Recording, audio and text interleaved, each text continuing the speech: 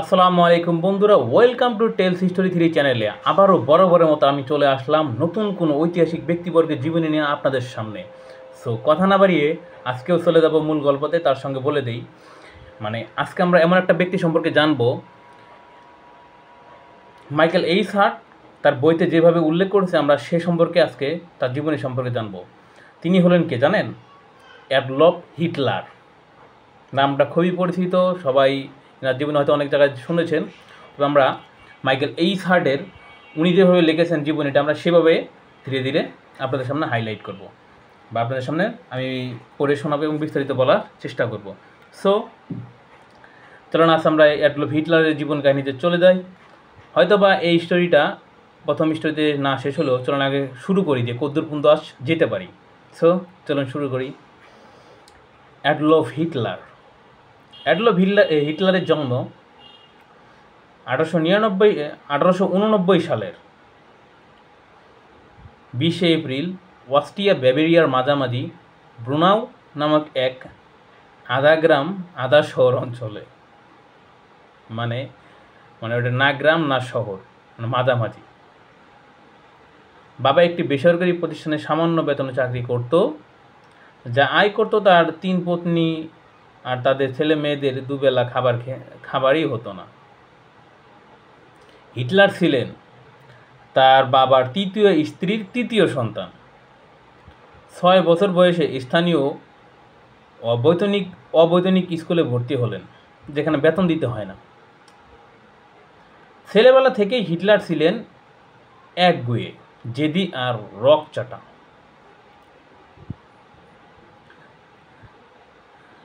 Hitler কি 1899 সালে 20 April Austria ব্যাভেরিয়ার মাঝামাঝি ব্রুনাই নামক এক আধা গ্রাম বা আধা শহরে জন্মগ্রহণ করে, বা না গ্রাম না শহর, মানে মাঝামাঝি উন্নত একটা জায়গায় জন্মগ্রহণ করে। বাবা ছিলেন সরকারি প্রতিষ্ঠানে একটা সামান্য বেতনে চাকরিভূত একজন ব্যক্তি, এবং তার স্ত্রী ছিল 3টা, আর হিটলার ছিল স্ত্রীর 3য়তম সন্তান। 6 বছর বয়সে, যেখানে বেতন দিতে হয় না, সেমন একটা স্কুলে বা সরকারি স্কুলে ভর্তি হয়। ছোটোবেলা থেকে হিটলার ছিল কি একগুঁয়ে, জেদি আর রকচটা। সামান্য ব্যাপারেই রেগে উঠতেন, অকারণে শিক্ষকদের সঙ্গে তর্ক করতেন।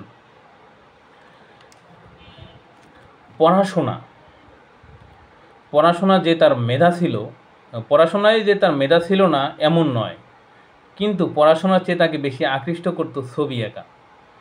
পড়াশোনার চেয়ে কি সে ছবি আঁকাকে বেশি পছন্দ করত। যখনই সময় পেতেন কাগজ পেন্সিল নিয়ে ছবি আঁকতেন। 11 বছর বয়সে তিনি ঠিক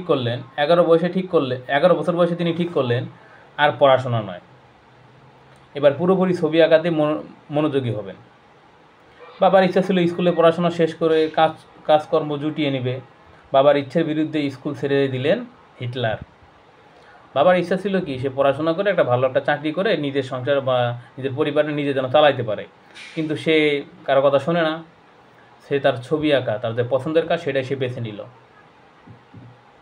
এভাবেই মাত্র 11 বছর বয়সে হিটলার পড়াশোনা ছেড়ে দিয়ে স্থানীয় এক আর্ট স্কুলে এভাবে 11 বছর বয়সে সে পড়াশোনা ছেড়ে দিলেন। পরে বাবা কি করবেন, বাধ্য হয়ে স্থানীয় এক আর্ট স্কুলে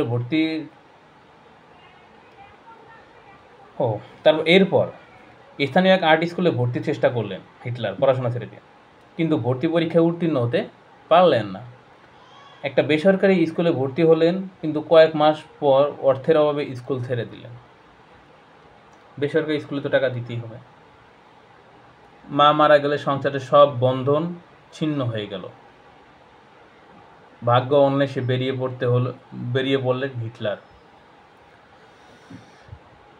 ভিয়েতনামে এসে তিনি প্রথম মজুরের কাজ করতেন। কখনো মাল বইতেন, এরপর রং বিক্রি করতে আরম্ভ করলেন। ভিয়েতনামে থাকার সময়ই তার মনের মধ্যে প্রথম জেগে উঠেছে ইহুদি বিদ্বেষ। মানে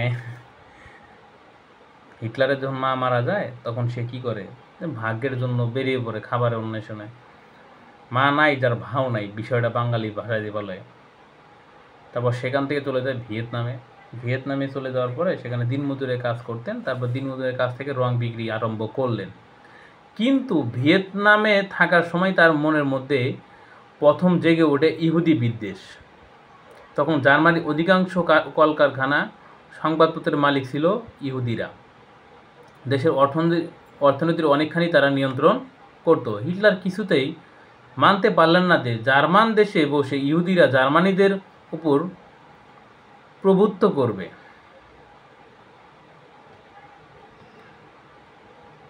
1912 সালে তিনি ভিয়েনা ছেড়ে এলেন মিউনিখে। সে দুঃখ কষ্ট আর বেঁচে থাকবার সংগ্রাম আরও 2টি বছর কেটে গেল। 1914 সালে শুরু হলো প্রথম বিশ্বযুদ্ধ। হিটলার সৈনিক হিসেবে যুদ্ধ যোগ দিলেন। এই যুদ্ধে সাহস ও বীরত্বের পরিচয় দিলেও তার কোনো পদোন্নতি হয়নি। যুদ্ধ শেষ হলো, দেশ জুড়ে দেখা গেল হাহাকার আর বিশৃঙ্খলা।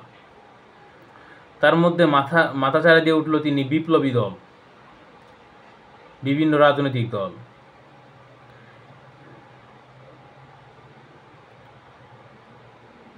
যখন প্রথম বিশ্বযুদ্ধ শেষ হলো তখন দেশ যুদ্ধের একটা হাহাকার বিশৃঙ্খলা তৈরি হলো। তার মধ্যে মাথাচাড়া দিয়ে উঠল বিভিন্ন বিপ্লবী দল, বিভিন্ন রাজনৈতিক দল। এদের উপর গোয়েন্দাগারি করবার জন্য হিটলারকে নিয়োগ করলেন কর্তৃপক্ষ। গোয়েন্দার জন্য মানে গোয়েন্দাগিরি করার জন্য হিটলারকে নিয়োগ করলেন কর্তৃপক্ষ। সেই সময় প্রধান রাজনৈতিক দল ছিল লেবার পার্টি। তিনি সেই পার্টির সদস্য হলেন। অল্প দিনেই পাকাপাকিভাবে পার্টিতে নিজের স্থান করে নিলেন হিটলার। অল্প দিনেই তিনি সেই পার্টির সদস্য হলেন, অল্প দিনে পাকাপাকিভাবে স্থান করে নিলেন হিটলার। 1 বছরের মধ্যে তিনি হলেন পার্টির প্রধান। দলের নতুন নাম রাখা হলো ন্যাশনাল ওয়ার্কার্স পার্টি। পরবর্তীকাল এই দলকেই বলা হতো নাৎসি পার্টি।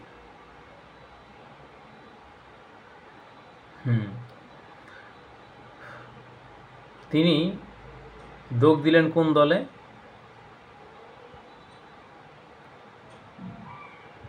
লেবার পার্টিতে যোগ দিলেন। পরে এটাকে নাম পরিবর্তন করে করলেন ন্যাশনাল ওয়ার্কার্স পার্টি। তারপর সেই দলটা নাৎসি পার্টি হিসেবে বিশ্বের ভিতর পরিচিতি লাভ করে। এরপর 1920 সালের 24শে ফেব্রুয়ারি প্রথম নাৎসি দলের সভা ডাকা হলো। এতে হিটলার প্রকাশ করলেন তার 25 দফা দাবি। এরপর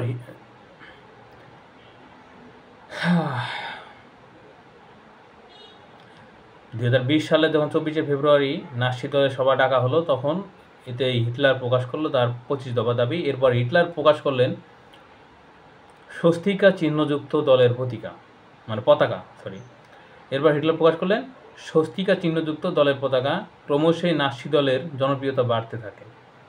3 বছরের মধ্যে দলের সদস্য হলো প্রায় 56,000 এবং এই জার্মান রাজনীতিতে এক গুরুত্বপূর্ণ ভূমিকা গ্রহণ করল। হিটলার চেয়েছিল মিউনিখে অন্য কোনো রাজনৈতিক দলের অস্তিত্ব যেন না থাকে। সেই সময় তার পরিকল্পিত রাজনৈতিক ষড়যন্ত্র ব্যর্থ হলো। পুলিশের হাতে ধরা পড়লেন।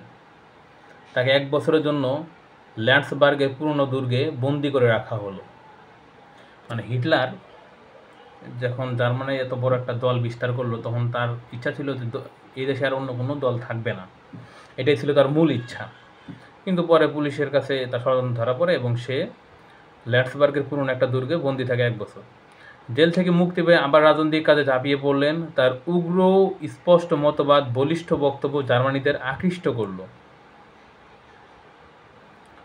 দলে দলে যুবকরা তার দলের সদস্য হতে আরম্ভ করল।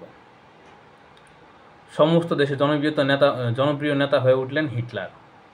1933 সালের নির্বাচনে বিপুল ভোট পেলে কিন্তু সংখ্যাগরিষ্ঠতা পেলেন না। বিপুল ভোট পেলেন ঠিক, কিন্তু সংখ্যাগরিষ্ঠতা পেলেন না। পার্লামেন্টে 647টির মধ্যে তার দলের আসন হলো 288টি। এখানে সে একটা ইফেক্ট পড়ে যায়। ভোট পাইছে বেশি কিন্তু সংখ্যাগরিষ্ঠতা পায়নি।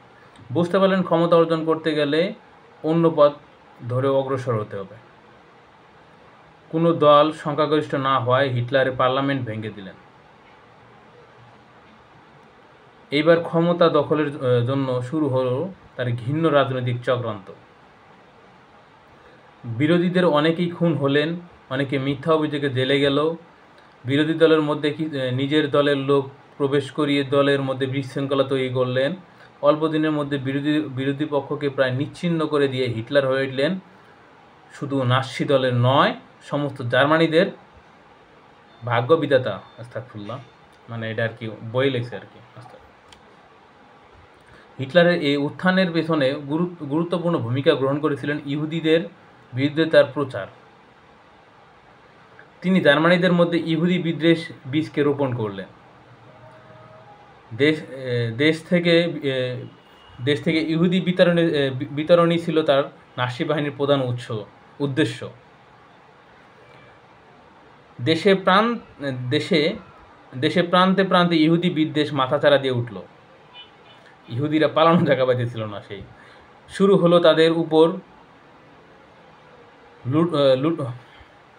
লুটতরাজ, হত্যা ইহুদিদের উপর। হিটলার চেয়েছিলেন এইভাবে ইহুদিদের দেশ থেকে বিতরণ করবেন, কিন্তু কোনো মানুষই সহজে নিজের আশ্রয়স্থল ত্যাগ করতে চায় না। 1935 সালে নতুন আইন চালু করা হলো। হিটলার 1935 সালে নতুন আইন চালন করলেন। কি আইনটা চালু করলো যে আমরা পরবর্তী স্টোরিতে শুনবো। মনে করেন যে প্রথম গল্পটা কিন্তু বিশাল বড় হয়ে যায়, আপনারা শুনতে বেশি একটা আগ্রহী হবেন না। সো দেখা হচ্ছে নতুন স্টোরি, মানে দেখা হচ্ছে পরবর্তী পার্টে, যেখানে আমি আবার এই যে 1935 সালে যে তিনি একটা আইন চালু করলেন সেই আইন থেকে আবার শুরু করব। তো কথা না বাড়িয়ে এই পর্যন্তই থাক। ইনশাল্লাহ দেখা হচ্ছে পরবর্তী পার্টে। তো ভালো থাকবেন, সুস্থ থাকবেন, আল্লাহ হাফেজ।